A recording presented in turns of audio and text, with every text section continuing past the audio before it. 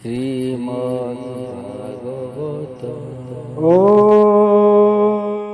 नारायणं नमस्कृत्यं नरश्चैव नरोत्तमं देवी सरस्वती व्यासं ततो जयमुदीरयेत् मुखं करोति वाचालं पङ्गुर्लङ्घयते गिरि सद्गुरुपादमहं वन्दे परमानन्द माधव निगमकल्पतरुगलितं फलं सुखमुखादमृतद्रव संयुक्तं पिबत भागवतं रसमालय मुहुरः रसिका भुवि भावुकः ॐ नमो भगवते वासुदेवाय। श्रीमद् भागवत नवम स्कंध विंश अध्याय एबे आसन्तु शुणिबा। विंशरे पुरु वंशे जात दुष्मंत भरत चरित श्रीशुक उवाच शुण परीक्षा नृपमणि से पुरु वंशर कहानी जे बाजे मन्ते कले कर्म जे वंश मध्ये तोर जन्म से वंशे राज ऋषि जेते संक्षेपे कहूँ तो अग्रते जे पुत्र जन्मे जय नाम से पुरु वंश गुण धाम ताहार होइला नंदन नाम ताहार प्रचिन्वान प्रवीर ताहार कुमार नमस्यु तार वंशधर तार तनय चारु पद सुदु जे ताहार दयाद तार कुमार बहु गव संजाति ताठारु संभव अहं जाति तार तनये रौद्राश्व तार पुत्र होए घृताची अपसरा गर्भे रौद्राश्व पुत्रे बहु भावे एकुआरे अनुपम शुण हो ताहांकर नाम ऋतेयु कुखेयु एबेनी स्तंडिलेयु कृतेयु घेनी जलेयु संततेयु दुई धर्मेयु सत्येयु बोलाई व्रतेयु बनेयु दश अपसरा गर्भे पुरु वंश विष्णुर अंशे जात होई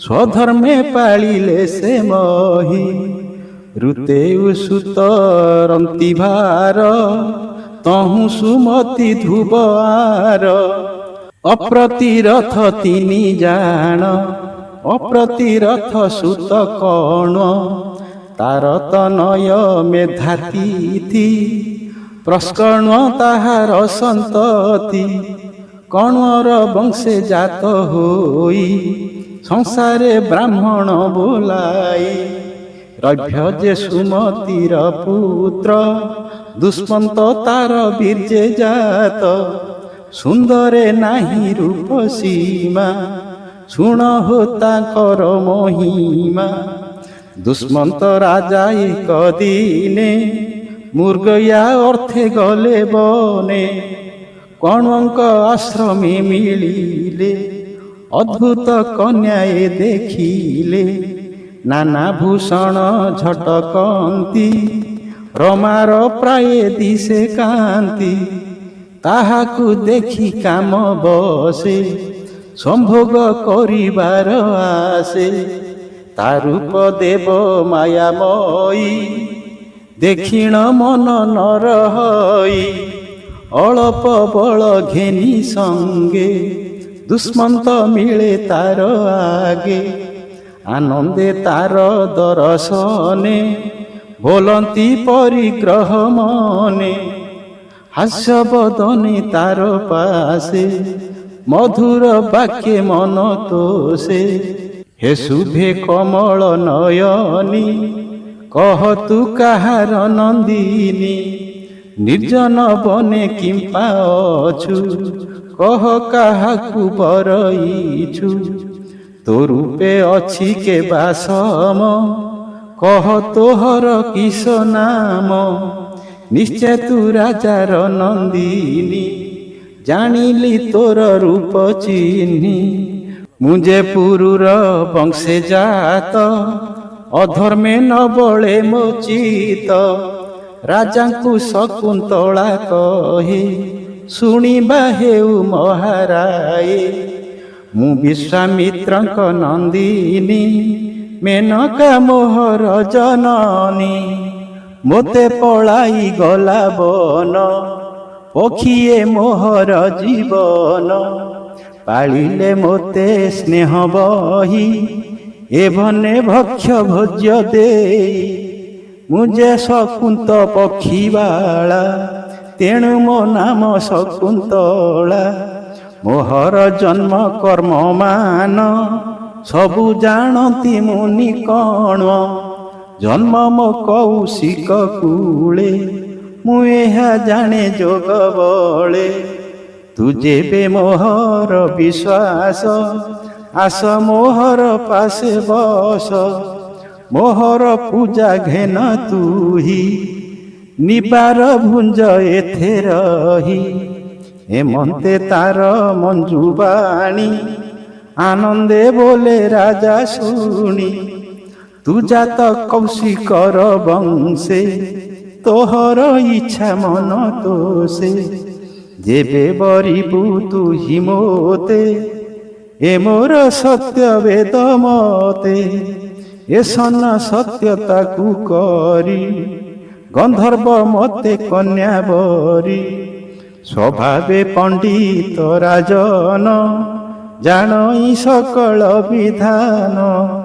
ବିବାହ କରି ତାର ସଙ୍ଗେ, ରାତ୍ରେ ବଞ୍ଚିଲା ରତି ରଙ୍ଗେ। ଅମୋଘ ବୀର୍ଯ୍ୟତା ସ୍ୱଭାବେ, ରହିଲା ଶକୁନ୍ତଳା ଗର୍ଭେ। ପ୍ରଭାତେ ରାଜା ଗଲା ପୁର, କାଳେ ତା ଜନ୍ମିଲା କୁମର। ସେବନେ କଣ ଋଷି ଥିଲେ, ବିଧାନେ ଜାତ କର୍ମ କଲେ। ତକ୍ଷଣେ ଉଠି ରାଜବଳା, ସ୍ୱଭାବେ ତେଜ ଅନର୍ଗଳା। ସିଂହକୁ ବାମ ଭୁଜେ ଧରି, କ୍ରୀଡ଼ା କନ୍ଦୁକ ପ୍ରାୟେ କରି। ରଜୁନି ବେଶୀ ତାର ଗଳେ, କ୍ରୀଡ଼ା କନ୍ଦୁକ ପ୍ରାୟେ ଖେଳେ। ପୁତ୍ରର ଦେଖି ବାଳ ଲୀଳା, ଅତ୍ୟନ୍ତ ତେଜ ଅନର୍ଗଳା। ବିଷ୍ଣୁର ଅଂଶ ପ୍ରାୟେ ମଣି, ତକ୍ଷଣେ ଋଷିଙ୍କ ଦୁଲଣୀ। ପୁତ୍ରର ହସ୍ତ ଧରି ବେଗେ, ମିଳିଲା ନିଜ ସ୍ୱାମୀ ଆଗେ। ରାଜା ସେ ମାତା ପୁତ୍ର ଦେଖି, ତକ୍ଷଣେ ବୁଜେ ବେନି ଆଖି। ପତ୍ନୀ ପୁତ୍ରଙ୍କୁ ନ ଚିହ୍ନିଲା, ଭାବ ନ ଜାଣି ଉପେକ୍ଷିଲା। ତକ୍ଷଣେ ଆକାଶର ବାଣୀ, ସେଠାରେ ସର୍ବଲୋକେ ଶୁଣି। ଆତ୍ମାର ରୂପେ ପୁତ୍ର ଜାତ, ଏ ନିଶ୍ଚେ ତୋର ଦାରା ସୁତ। ଯେ ପୁତ୍ର ଜାତ ନିଜ ଠାରୁ, ଉଦ୍ଧାର କରେ ସେ ନରକରୁ। ତୁମ୍ଭେ କରିଛ ଗର୍ଭାଧାନ, ଏ କଥା ନୁହଁ ଯେ ଆନ। ଆକାଶ ବାଣୀ ଶୁଣି କନେ, ତକ୍ଷଣେ ରାଜା ତୋଷ ମନେ। ଆଶ୍ୱାସ କରି ପୁତ୍ର ନାରୀ, ଗୃହେ ସ୍ଥାପିଲା ଦଣ୍ଡଧାରୀ। ହେମନ୍ତେ ଦୁଷ୍ମନ୍ତର ଅନ୍ତେ, ସେ ରାଜା ହୋଇଲା ଜଗତେ। ନାମ ଭରତ ନୃପବର, ପ୍ରକାଶେ ଜେହ୍ନେ ଦିବାକର। ବିଷ୍ଣୁର ଅଂଶ ସେ ରାଜନ, ଶରୀରେ ଦିଶେ ବିଷ୍ଣୁ ଚିହ୍ନ। ଚକ୍ର ଦକ୍ଷିଣ করে ଦିଶେ, ଚରଣେ କମଳ ପ୍ରକାଶେ। ତାହାଙ୍କୁ ମିଳି ଋଷି ଯୁଥେ, ସ୍ଥାପିଲେ ଅଭିଷେକ ମତେ। ସେ ରାଜା ଅଭିଷିକ୍ତ ହୋଇ, ଧର୍ମେ ସେ ପୃଥିବୀ ପାଳଇ। ଭରଦ୍ୱାଜଙ୍କ ଆଦେଶରେ, ସେ ରାଜା ଅଶ୍ୱମେଧ କରେ। 55 ଅଶ୍ୱମେଧେ, କ୍ରମେ ସେ ଗଙ୍ଗା ତଟେ ସାଧେ ଯଜ୍ଞରେ ବରି ଦ୍ୱିଜ ଗଣ ଅନେକ ଦେଲା ଧନ ଦାନ। ସେ ପୁଣି ଯମୁନାର ତୀରେ ଅଷ୍ଟ ସପ୍ତତି ଯଜ୍ଞ କରେ ଅଗ୍ନିକୁ ବିଧିରେ ତୋଷିଲା ବ୍ରାହ୍ମଣେ ଧେନୁ ଦାନ ଦେଲା। ହେମନ୍ତ ନୃପ ଏକା ବେଳେ 733 ଯଜ୍ଞ କଲେ 1384 ଧେନୁ ଉତ୍ସର୍ଗୀ ବିପ୍ରେତୋଷୀ। ସହସ୍ର ସହସ୍ର ବ୍ରାହ୍ମଣ ଯଜ୍ଞେ ପାଇଲେ ଗୋରୁ ଦାନ 14 ନିୟୁତ ଯେ ହସ୍ତି ସେ ଯଜ୍ଞେ ଦେଲା କନୃପତି। 33 ଅଶ୍ଵ ଦେଲା ସେ ପୁଣି ଦୁଷ୍ମନ୍ତର ବଳା ଅନେକ ଦାନ ଯଜ୍ଞ ମତେ ଧେନୁ କାଞ୍ଚନ ବସ୍ତ୍ର ଯୁକ୍ତେ। ଭରତ କର୍ମ କଲା ଯେତେ ନୋହିବ ଭୂତ ଭବିଷ୍ୟତେ। କିରାତକଙ୍କ ଖସ ହୁଣ ପଣ୍ଡ୍ରଶକ ଆଦି ଯବନ ଏ ଆଦି ବିପ୍ରବାଦୀ ଯେତେ ସବୁ ଛେଦିଲା ଏ ଜଗତେ। ପୂର୍ବେ ଯେ ଦାନବ ସକଳେ ଦେବଗଣକୁ ଜିଣି ବଳେ ଦେବାଙ୍ଗନାଙ୍କୁ ହରି ନେଇ ପାତାଳେ ଲୁଚିଥିଲେ ଯାଇ। ଭରତ ସେମାନଙ୍କୁ ମାରି ପାତାଳୁ ଆଣିଲା ଉଧରି। ଭରତ ରାଜା ରାଜ୍ୟ କାଳେ ପୃଥିବୀ ସ୍ୱର୍ଗ ଏକ ତୁଲେ। ପୃଥିବୀ ସର୍ବଶସ୍ୟ ଦେଲା ଯେଣୁ ଅନେକ ଯଜ୍ଞ କଲା। ପ୍ରଜାଙ୍କ ଅଭିଳାଷ ମାନ ସମସ୍ତ କଲା ସମ୍ପାଦନ। 27 ସହସ୍ର ବର୍ଷ ଭରତ ପାଳିଲା କଦେଶ। ସୈନ୍ୟ ସମ୍ପତ୍ତି ନିଜ ପ୍ରାଣ ସମସ୍ତ କଲା ମିଥ୍ୟା ଜ୍ଞାନ। ତାହାର ଥିଲେ 3 ପତ୍ନୀ ତହୁଁ ହୋଇଲେ ପୁତ୍ର 3। ରାଜା ବୋଲଇ ପୁତ୍ରେ ଚାହିଁ ମୋ ପୁତ୍ର ପରି ନଦୀ ସଇ। ରାଣୀଏ ଶୁଣି ଭୟଚିତ ବାଳପୁତ୍ରଙ୍କୁ କଲେ ହତ।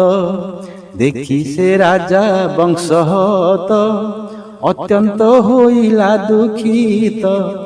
ମୋହର ଅନୁରୂପ ପୁତ୍ର କେଉଁ ଉପାୟ ହେବ ଜାତ। ହେମନ୍ତ ମନେ ବିଚାରିଲା ମରୁତ ସୋମ ଯାଗ କଲା। ମରୁତ ଗଣ ତୁଷ୍ଟ ହେଲେ ରାଜାଙ୍କୁ ପୁତ୍ର ଦାନ ଦେଲେ। ସେ ପୁତ୍ର ନାମ ଭରଦ୍ୱାଜ ପୂର୍ବେ ସେ ଉତଥ୍ୟ କ୍ଷତ୍ରଜ। ଏବେ ହୋ ଶୁଣ ନରନାଥ ସେ ଭରଦ୍ୱାଜଙ୍କ ଚରିତ। ଭାତୃବଧୂ ଯେ ଗର୍ଭବତୀ ପୂର୍ବେର ମିଲେ ବୃହସ୍ପତି। ଗର୍ଭେ ଯେ ଶିଶୁ ତାର ଥିଲା ବୃହସ୍ପତିଙ୍କି ନିଷେଧିଲା। ତେଣୁ ସେ ଲଜ୍ଜିତ ହୋଇଲେ ଗର୍ଭ ଶିଶୁକୁ ଶାପ ଦେଲେ। ମୋ ବୀର୍ଯ୍ୟ ଯେଣୁ କଲୁ ରୋଧ ତେଣୁ ତୁ ହୁଅ ଜନ୍ମ ଅନ୍ଧ। ଶିଶୁର ପାଦ ଘାତେରେ ତ ଗର୍ଭେ ନ ରହି ଭୂମିଗତ। ତହୁଁ ଯେ ଭରଦ୍ୱାଜ ଜାତ ତା ଦେଖି ତା ମାତା ଚକିତ। ହେମନ୍ତେ ଭରଦ୍ୱାଜ ଜାତ ତାହାଙ୍କୁ ପାଳିଲେ ମରୁତ।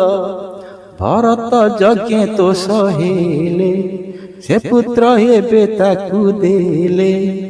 ଭରତ କର୍ମ ଶୁଣି ପ୍ରାଣୀ ତରିବେ ଭବ ତରଙ୍ଗିଣୀ। କହିଲା ବିପ୍ର ଜଗନ୍ନାଥ ନବମେ ବଂଶାନୁଚରିତ।